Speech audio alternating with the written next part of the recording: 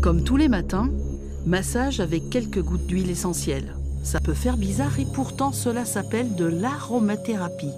Avec la nature, on guérit les mammites, les problèmes respiratoires, inflammatoires et les infections. Pour éviter les rechutes, versez 10 gouttes de marjolaine à coquille sur le point énergétique de la vache. C'est ce qu'on appelle l'épi, c'est-à-dire que les poils partent dans un sens et dans l'autre au niveau de la vache. Et puis donc à cet endroit-là, il y a comme un petit trou.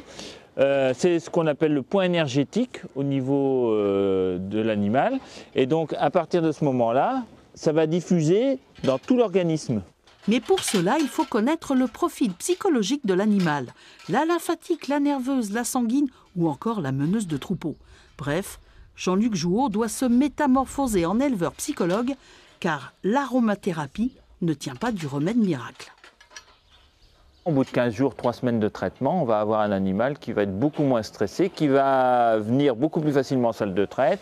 Au bout d'un certain temps, on les voit en milieu de troupeau, ils passent au milieu de en milieu de passage, alors que sinon on les voit toujours à la fin, il faut aller les chercher.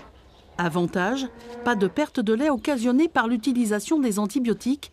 Aujourd'hui, Jean-Luc Jouot possède une trentaine d'huiles essentielles, une véritable pharmacie.